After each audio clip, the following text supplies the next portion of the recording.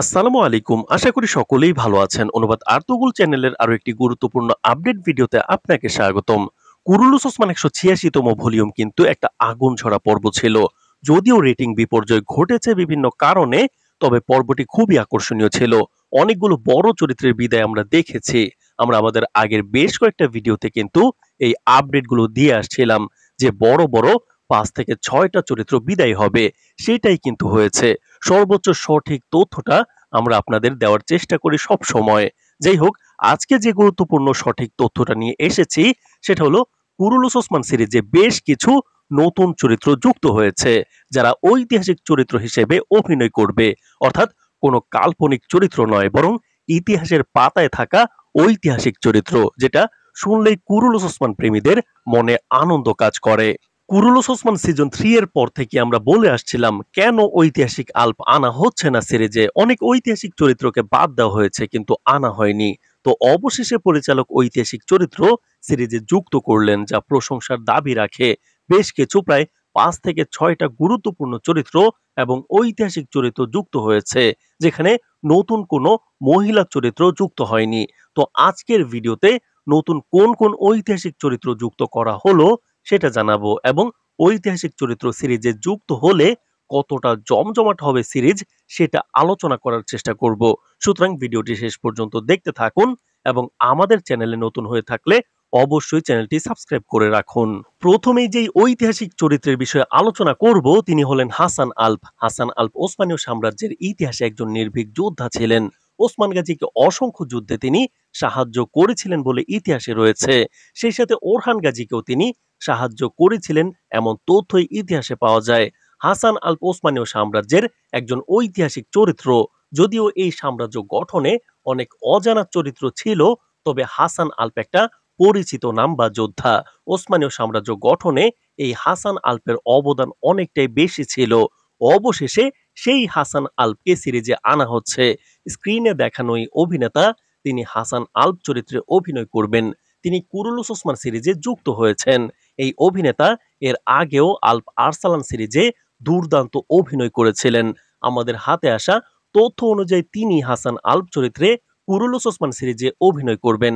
আমরা আশা করি তিনি ঐতিহাসিক হাসান আল্প ক্যারেক্টারটাকে তিনি পুরোপুরি ধারণ করতে পারবেন, এবং এই ঐতিহাসিক হাসান আল্পের সংযুক্তি সিরিজকে আরো আকর্ষণীয় করবে বলে মনে হচ্ছে। সেই সাথে স্ক্রিনে দেখানো এই অভিনেতা তিনি মঙ্গল রাষ্ট্রদূত কোচার চরিত্রে অভিনয় করবেন। আমরা দেখেছি মঙ্গলদের হত্যা করা হয়েছে সিরিজে। মঙ্গলদের আধিপত্য ওসমান বে নির্মূল করে দিয়েছেন। আগামীতে সিরিজে মঙ্গলদের শক্তিমত্তা কম দেখানো হবে। এই অভিনেতা মঙ্গল রাষ্ট্রদূত বা মঙ্গল কমান্ডার হিসেবে অভিনয় করবেন। তার আধিপত্য সেইভাবে সিরিজে থাকবে না, শর্ট টাইমের জন্য হতে পারে তার এই সংযুক্তি। তিনিও কিন্তু ইতিপূর্বে আল্প আরসালান সিরিজে মনোমুগ্ধকর অভিনয় করেছিলেন। আশা করি তিনিও সুন্দর অভিনয় উপহার দিবেন কুরুলুস ওসমান সিরিজে। সেই সাথে সবথেকে আকর্ষণীয় চরিত্র আকচাকোচা আল্প। স্ক্রিনে দেখানো এই বৃদ্ধ অভিনেতা তিনিও কিন্তু এর আগে আল্প আরসালান সিরিজে অভিনয় করেছিলেন, এবং তুরস্কের শক্তিশালী নামকরা একজন অভিনেতা তিনি। তিনি কুরুলুস ওসমান সিরিজে যুক্ত হয়েছেন। ধারণা করা হচ্ছে তিনি আকচাকোচা আল্পের চরিত্রে অভিনয় করবেন। যদিও এই আপডেটটা সম্পর্কে আমরা শতভাগ নিশ্চিত নই, কারণ আকচাকোচা আল্প ওসমান গাজীর সমবয়সী ছিলেন, অথচ তিনি বৃদ্ধ অভিনেতা।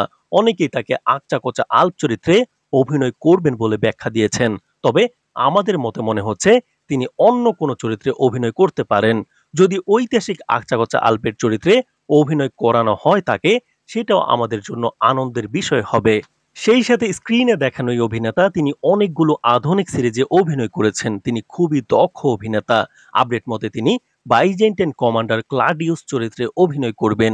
অর্থাৎ আমরা আগামী ভলিউমে একজন বাইজেন্টাইনদের বড় কমান্ডারকে দেখতে পাবো। তিনি ওসমান গাজীকে যথেষ্ট প্রতিরোধ করবেন এবং পদে পদে বাধা দিবেন। তিনি আসার পর ধীরে ধীরে সোফিয়াকেও সিরিজ থেকে বাদ করা হবে। আর আমরা বারবার বলে এসেছি ইতিহাসে এই মুহূর্তে ওসমান গাজীর সব থেকে বেশি প্রতিপক্ষ ছিল বাইজেন্টাইনরা, অথচ সিরিজে মঙ্গলদের দেখানো হচ্ছে বেশি।